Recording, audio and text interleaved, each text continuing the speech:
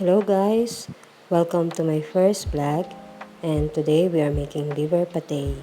What we have here are onion, pancetta or Italian ham, butter,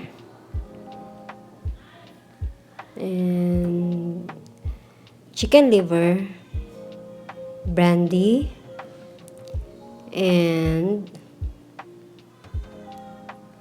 nutmeg.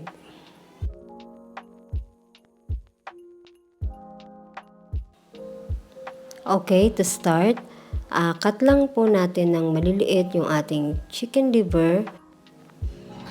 And then magpakulo po tayo ng tubig. Add po natin ang ating chicken liver.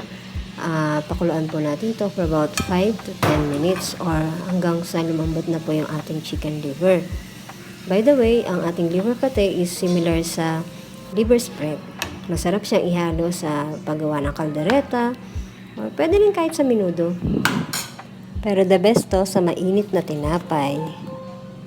Kapag malambot na ang ating chicken liver, i-rinse lang natin to sa running water para matanggal po yung mga dumi-dumi o may excess fat. After natin ma-rinse ang ating chicken liver, pwede na tayo magsalang ng kawali. Lagay po natin ang ating butter and then add natin ang ating olive oil.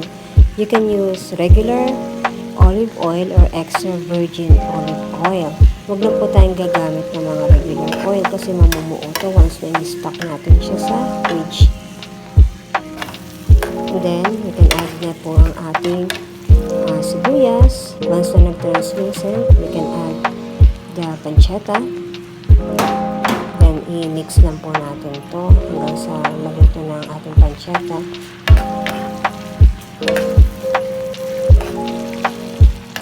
By the way guys, medyo may kamahalan ng pancetta. You can use regular na taba ng baboy just to add flavor sa ating liver pate. And now we can add the chicken liver and then haluin lang po ulit natin ito hanggang sa kumapit yung lasa ng butter sa ating chicken.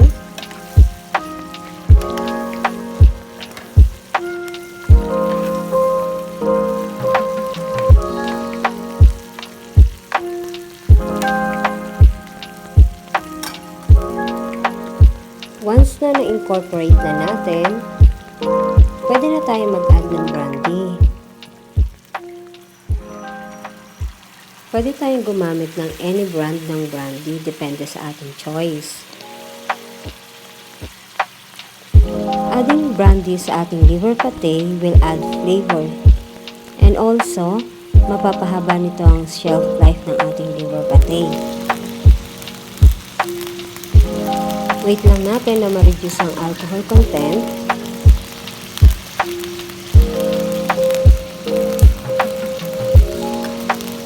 While waiting, haluin po natin ito hanggang sa ma-mix ang flavor ng ating brandy.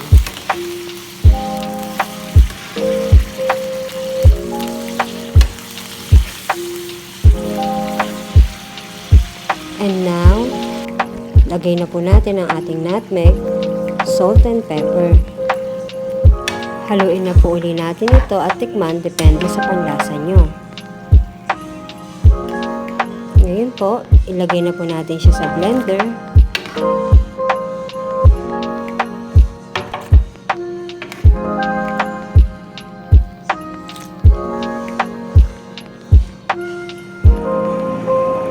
At i-blend po natin ito ng pino.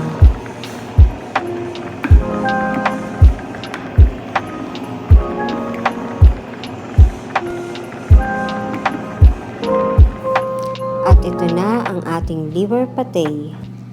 For my next video, tuturuan ko naman kayong gumawa ng ating French bread na the best natin na ipang partner sa ating liver pate. At ito na po ang ating recipe.